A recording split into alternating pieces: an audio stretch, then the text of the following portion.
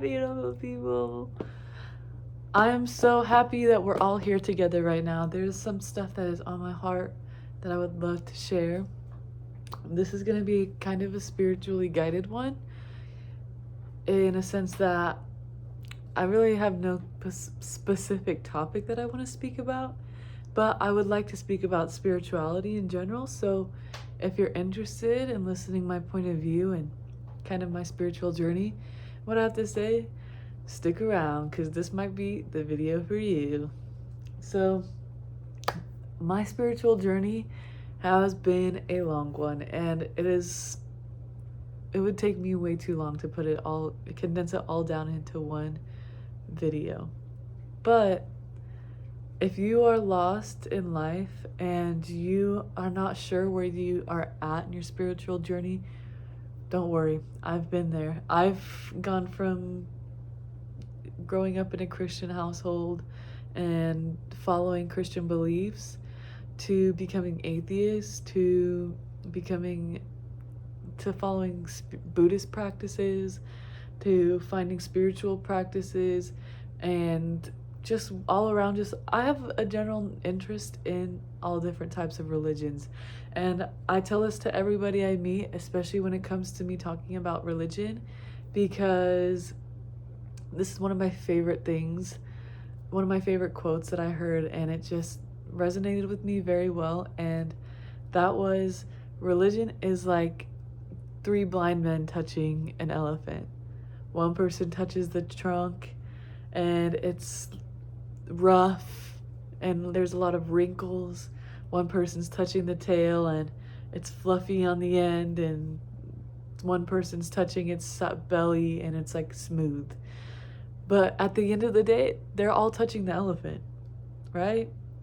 And so personally for me, and when I started really going down my spiritual journey, I started last year about this time. It was about March. I was going to therapy, and all of a sudden it just started to dawn on me that I wanted to read the Bible. And I would say I have Christian tendencies. I do pray to Jesus, and I believe that Jesus died for our sins. Yes, I do. But also at the same time, I don't think that if you don't worship Jesus, like, you're gonna go to hell. I don't even believe in a hell. I really don't. I think Jesus is an entity like many other spiritual beings that people worship. I personally think of it as like a way for me to connect to the divine and spiritual love. And there's other kind of archangels that you can reach out to, and you can even just reach out to your own spirit guides. It doesn't have to be a specific person. I just talk to God. I like to reference God. I like to reference Jesus. If there's specific energies that I want to reach out to, like for a specific time, there was archangels that I was reaching out to, like Raphael, and that was one that came up automatically. But Archangel Michael, things like that. And obviously looking up specific spiritual angels and entities like that you want to dive into building a relationship with. I would highly recommend you go through and research before you just start doing it because somebody told you to, like, right? Like, I highly see, don't even take what I'm saying as like, oh, I'm gonna believe that completely 100% what she says. Like, I am giving you guys my own perspective on what I'm living through and what works for me and what I've enjoyed doing. I highly recommend doing your own research, listening to other people, and listening to your own intuition and what feels right for you. That is the thing. And that is why I even am bringing up the topic of spirituality today, is finding the oneness within yourself. Understanding that it's all about the relationship within yourself, because the only thing that is real is you. You are creating the perspective all around you. I'm creating everything that I'm seeing right now. And so having that relationship within yourself and understanding that we are all one, like there's nothing outside of you, it's all you. Personally, for me, it has given me a lot of it has given me a lot of ease into my life, like a lot of relaxation into my life. And also I've been really having to look inwardly at myself, and finding a lot of spiritual teachers that have kind of there's this understanding in the spiritual community that everything is a reflection of you, because it's all your perspective. You're perceiving me right now and you're creating your own perspective of me. That's not me. What you think of me in your head is not me, right? And so that has eased my heart a lot in my life, because I worried so much about what other people thought about me. But then I realized, and it's one thing to say that it has nothing to do with you. Grew up with a mom that was always just kind of like, everybody's going through their own stuff in life, like it has nothing to do with you. And yeah, it's easy to say that, but actually feeling that and understanding that, when you come to that truth and center within yourself that, oh, like it has nothing to do, like it is all my perception of them, but them themselves is out of my control. Like what they choose to do and how they choose to react, that's out of my control. But I can choose how I react, right? If somebody's having a hard day and they're taking it out on me, I can choose to react negatively towards that situation and continue to perpetuate a more negative situation for myself. Or I can look at it in a positive light. And I can look at them and say, right now they feel like they're missing something. Whatever happiness, they're missing love. They feel like they're missing love. And I hope and I pray that they find that for themselves. I know that good things are coming for them. And I know it has nothing to do with me. And I just hope the best for them. And I just send them positive energy.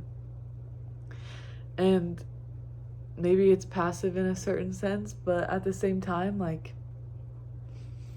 I would rather send positive energy towards somebody who's feeling negative than continue to give them negative energy because of my own perspective of, oh, they're being negative because of me, and then I'm gonna be negative towards them because they're making me feel insecure. And that's your ego inside. That's your ego that's hurt. And so being able to let that go and let it all just melt away, right? And that's really just like a big journey that I'm on right now, is just letting it go. Letting people's negative energy not affect me as much, and try to understand that what I am seeing when I start to have these emotions come up in my body, like the knee-jerk reaction that I have to somebody who may not necessarily be kind to me in the way that I want them to be, it's a reflection of something within myself, because they can't be like, I am only projecting what my inner world is onto them. So me perceiving somebody to be negative is really and something within me that's seeing that, and with it being within me, knowing that it's all connected into one, it's not them, it's me. There's something within me that's whatever's being bothered or being stirred up by them, it has to do with me. It's my own inner world. And so realizing that when people are kind of doing that to me, right, in a sense that it's not that they're necessarily doing that to me, but when I notice when I'm in a face-to-face reaction with somebody and their energy or the way that they come to me in a situation where they may feel stressed or freaking out, and my initial reaction is, oh, they're taking it out on me, I did something wrong, or I'm bad, I'm not good enough. It's them projecting their inner world onto me. And it may be confusing, I don't know. I understand it. It's starting to really make sense to me. There's a lot of there's a lot of teachings out there that I'm really trying to set into my life and really like push um push that out, I guess, or apply that into my own reality. And personally for me, I think spirituality has really taught me a lot within myself. Um and coming to terms with who I am rather than looking outwardly for somebody else to approve of me, somebody else to validate me. Um, I just always notice that when I'm trying to get validation from somebody outside of me, that there's never anything, they're never going to be able to fill this missing piece that I have inside of me. Whether I think they are or not, I know that me projecting this idea that I'm missing something onto somebody and creating maybe a scenario in my head of this person's going to fix this within me if I just do these right things, I realize that is never going to that's never going to fill that missing piece in my heart, right? And so once I really understood that, in spirituality, yes, that helps. But also, guys, it's not just about spirituality, too. It's about caring for yourself, caring for your well being, caring for your body, right? And I find that in spirituality, the sacredness of your being is so important.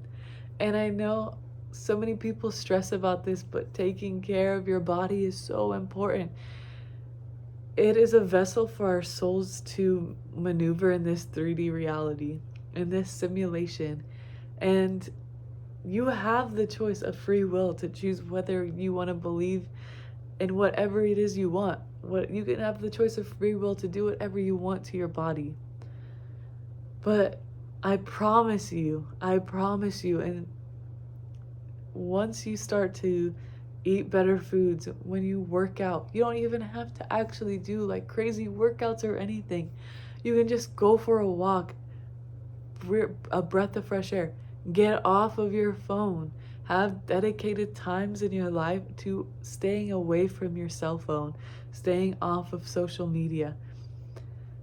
I promise you, when you start taking steps into caring for your well-being, what worked for me was implementing a routine that I stick to.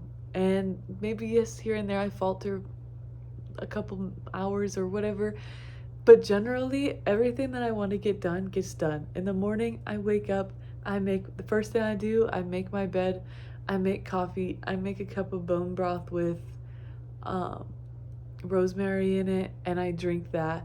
And depending on the day, maybe I'll sit outside and read, maybe I'll meditate, but I always do something to start my day off where I'm not going straight on my phone. I don't want my first initial like hour of my day going straight into my phone, which I used to wake up, and the moment that I'd wake up, I had to reach for my phone, and then I would be stuck on TikTok for the next 2 or 3 hours of my day. I would never feed myself proper nutrition, and it obviously that wore on my body. Even looking at old photos of myself, I could see the pain in my body that I was carrying around. I could feel the pain that I was carrying around in my body, and once I really started implementing tactics to better my health, there was a purging that had to be done. And yes, it's hard. And you'll always go through these purges in life. You're never going to get to this perfect high state of perfect well-being. Maybe you will. I'm not saying never, but it's a process. It's not like you wake up the next day. It's not like a year from now. Like, it's a process. You go up and down, and that's the cycle of life. It's okay. It's the shadow that brings the light, right? The light can't be light without a shadow. The shadow can't be a shadow without light. It has to happen.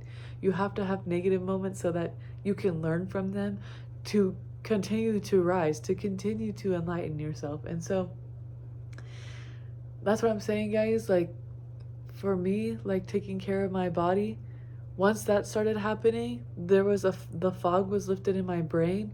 I got sober. I started really just implementing strategies into making sure I'm taking care of my body. I'm being aware of the emotions that are sitting in my body. Take the time to invest in your body, in your well-being. If you have to spend $30 to go to hot yoga, if you have to spend $100 to get a massage, whatever you need to do to take care of your body, it is worth the money. I promise you, it's so worth the money. To know that you're taking care of your body, there is not a price tag that you can put on that. To know that you're releasing energy out of your body that's not aiding you, it is so good. You guys, like, I promise you, once you really start doing these things, spending time with yourself, just doing breath work, reading, journaling. Like, everybody says this all the time, and all these self-help people, that they'll tell you this, but it's so true, guys. It's the truth. And doing what you love to do, and that is the key. Listen to your body, and don't be so hard on yourself if you're not perfect, if you're not doing the best right away. Like, it takes time. Everything takes time, guys, and it's about the journey. It's not about being perfect, being better than the next person. It's about listening to yourself. Like, the only person that's going to understand you, that's going to give you what you want, is yourself. And you have to be the first one to give that to you. You have to know that you can trust yourself to give you what you need. Anyway, I could literally ramble on forever about this, but I hope that you guys found something in this video, and you take away whatever, whatever resonates. And peace and love be with you always. Thank you so much. Bye, guys.